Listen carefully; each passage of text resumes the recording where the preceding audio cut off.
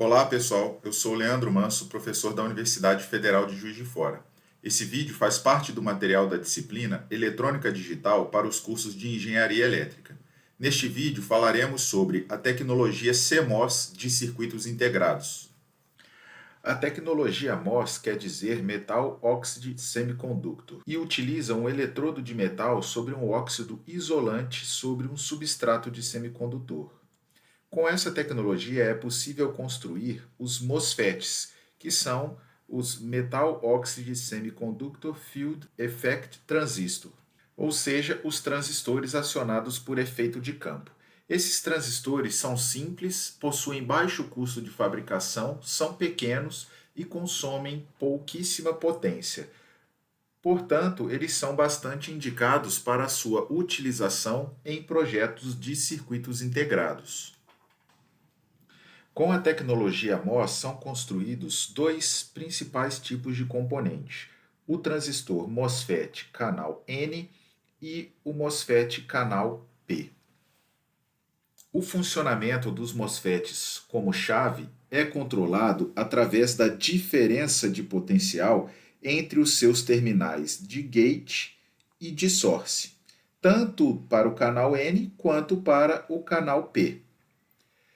Uma característica do MOSFET é que, na operação como chave fechada, pode ser simbolizado por uma impedância na ordem de 1000 ohms e, como chave aberta, uma impedância na ordem de 10 elevado a 10 ohms. Essa impedância é a impedância entre o dreno e a fonte.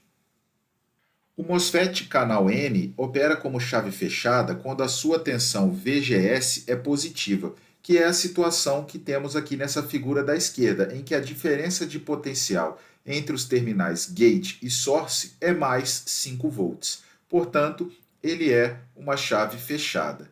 E ele opera como chave aberta se a diferença de potencial entre os terminais gate e source VGS for 0 volts. Então, chave aberta. Já o MOSFET canal P, ele opera como chave fechada se a tensão entre os terminais gate e source VGS for negativa, como é o caso da figura aqui da esquerda. Nós temos no terminal source uma tensão mais alta do que no terminal gate, que tem 0 volts. Então, o VGS é negativo e ele opera como chave fechada. E ele opera como chave aberta se a diferença de potencial VGS for 0 volts ou um valor próximo de zero, como é o caso aqui dessa figura à direita. A tecnologia CMOS quer dizer Complementary MOS, ou seja, essa tecnologia utiliza sempre MOSFETs em pares complementares. Então, para cada MOSFET canal N contido no CI, eu vou ter um MOSFET canal P. Temos aqui à direita nessa figura o exemplo do inversor CMOS, em que nós temos aqui em cima Q1 sendo um MOSFET canal P e o Q2 sendo um MOSFET canal N. Então, a tecnologia CMOS sempre vai utilizar esses pares complementares. Vamos analisar agora a operação do inversor CMOS. Então, quando a entrada do inversor é nível lógico alto, nós temos entre o gate e o source desse MOSFET canal N uma tensão positiva. Portanto, esse MOSFET é uma chave fechada. Já entre o gate e o source do MOSFET canal P, nós teremos uma tensão próxima de zero. Portanto, ele é uma chave aberta. Nessa configuração desses dois MOSFETs, nós temos que a saída, então, será nível lógico baixo. Agora, quando a entrada é nível lógico baixo, teremos aqui entre o gate e o source desse MOSFET canal N uma tensão próxima de zero. Portanto, esse MOSFET será uma chave aberta. Já entre o gate e o source desse MOSFET de cima, que é o canal P, nós teremos uma tensão negativa, né? A tensão do source será maior do que a tensão no gate. Portanto, esse MOSFET opera como chave fechada. Dessa forma, a saída será nível lógico alto. Então, percebemos exatamente o funcionamento da lógica inversora nesse circuito CMOS. Então agora temos aqui o exemplo da NAND CMOS. Podemos perceber que ela é composta por 4 MOSFETs. Q3 e Q4 são MOSFETs canal N, e Q1 e Q2 são MOSFETs canal P. Quando as duas entradas estão em nível lógico baixo, 0 e 0, tanto Q1 quanto Q2 estão operando como chave fechada, já Q3 e Q4 operando como chave aberta, visto que a tensão entre os seus terminais gate e source é muito próxima de zero. Dessa forma, a saída será nível lógico alto. Então, quando as duas entradas são nível lógico baixo, a saída é nível lógico alto, como manda a operação da porta NAND. Agora, quando a entrada A está em nível lógico baixo e a entrada B está em nível lógico alto, Q1 e Q4 estão operando como chave fechada. Porém, Q2 e Q3 estão operando como chave aberta. Então, a saída também será nível lógico 1. Se a gente inverter, a entrada A agora for nível lógico alto e a entrada B for nível lógico baixo, Q1 e Q4 vão ficar como chave aberta e Q2 e Q3 como chave fechada. Dessa forma, a saída será também nível lógico 1. Finalmente, quando as duas entradas forem nível lógico 1, tanto Q1 quanto Q2 vão ser chave aberta e Q3 e Q4 chave fechada. Dessa forma, a saída será nível lógico 0. Nós encontramos circuitos da família CMOS com as mesmas funções lógicas do que os circuitos das famílias TTL, mas também encontramos circuitos CMOS com características especiais, visto a facilidade de construir circuitos CMOS em pastilha de silício contendo muitos transistores. Sendo assim, é possível implementar circuitos mais complexos numa mesma área de silício quando comparamos com a tecnologia TTL.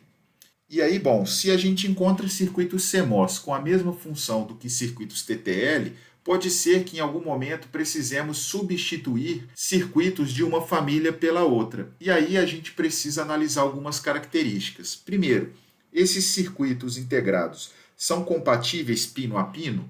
Ou seja, o pino 1 do circuito CMOS possui a mesma função do pino 1 do circuito TTL? O pino 2 possui a mesma função do pino 2 e assim sucessivamente? Eles são funcionalmente equivalentes, ou seja, eu estou trocando um CI pelo outro e os dois possuem a mesma lógica? E por fim, eles são eletricamente compatíveis, ou seja, os níveis de tensão VOH, VIH, VOL, VIL, IOH, IOL, IIH, IIL são compatíveis? Se todas essas três questões forem compatíveis, eu posso substituir. Caso não forem, eu não posso. Caso não sejam, eu não posso fazer a substituição. Assim como a família TTL possui várias subfamílias, a família CMOS também. A primeira série CMOS a ser produzida foi a série 4000 ou a 14000. Como característica, a gente tinha muito baixo consumo de energia, tensão de alimentação variando de 3 até 15 volts, e ela não era compatível nem pino a pino e nem eletricamente com a TTL. Já as famílias 74HC e 74HCT possuem como características serem até 10 vezes mais rápido do que as famílias 74LS e TTL, por exemplo. É compatível pino a pino com a família TTL. A 74HCT é eletricamente compatível com TTL e pode ser ligada diretamente a qualquer TTL. A família 74AC ou ACT, ela possui, quando comparada com a família HC, maior imunidade a ruído, menor atraso de propagação, portanto maior velocidade de clock, e funcionamento compatível TTL, mas não pino a pino. As famílias 74AHC e AHCT possuem, quando comparado com a família HC, alta imunidade a ruído, baixo consumo de energia e são até 3 vezes mais rápido. Uma característica marcante dos circuitos CMOS é que, de modo geral, eles possuem margens de ruído maiores do que os circuitos TTL. Então, basta nós calcularmos o VNH e o VNL para os circuitos da família TTL e o da CMOS, que nós perceberemos essa característica. Outra característica dos circuitos CMOS é que, quando em estado estático, a dissipação de potência é extremamente baixa. Por quê? Nós sempre temos dois MOSFETs que operam de forma complementar. Se um é chave fechada, o outro será chave aberta. E quando em chave aberta, a impedância equivalente do circuito CMOS é 10 elevado a 10 ohms, ou seja, uma impedância muito alta, o que vai fazer com que esse circuito drene muito pouca corrente. Porém, quando a saída comuta de nível lógico baixo para nível lógico alto, aparece um efeito capacitivo aqui nessa saída, que vai fazer com que existam pulsos de corrente nesses momentos. Sempre que a saída comuta de baixo para alto, existe um pulso de corrente. Isso vai fazer com que o consumo de potência seja mais elevado nesses instantes. Então, a dissipação de potência aumenta com a frequência de chaveamento da saída, porque quanto mais rápido eu tiver esses chaveamentos, mais pulsos eu vou ter e mais potência eu vou consumir. No que diz respeito ao fan-out, como a resistência é muito elevada, nós não teremos problema com respeito a fornecimento de corrente. Porém, como os MOSFETs são controlados por um campo elétrico, vai haver um efeito capacitivo. E cada entrada vai contribuir com uma capacitância. Quando a gente conecta várias entradas em paralelo, essa capacitância será de um valor maior. Quanto maior for essa capacitância, mais tempo ela demora para realizar a carga ou descarga, então isso vai acarretar num atraso de propagação maior do sinal. Então, o número máximo de portas que a gente vai poder acionar, ou seja, o fan-out, ele vai depender do delay máximo que a gente pode admitir no nosso projeto, e não da corrente ou da capacidade de fornecer corrente.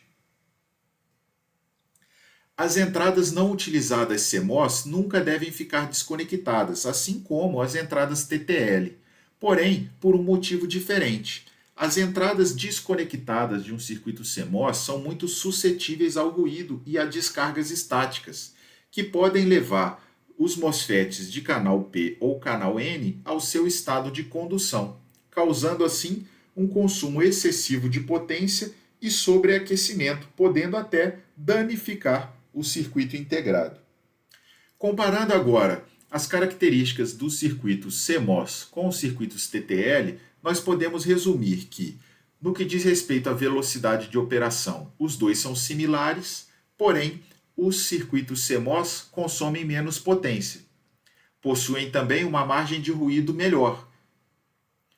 Possuem também uma faixa maior para a tensão de alimentação, maior fan-out, visto que eles consomem pouca corrente, e eles ocupam menos área no chip. Como eles ocupam menos área no chip, eu consigo uma maior integração, ou seja, eu consigo colocar mais circuito na mesma área da pastilha de silício. E essa maior integração implica em circuitos mais próximos.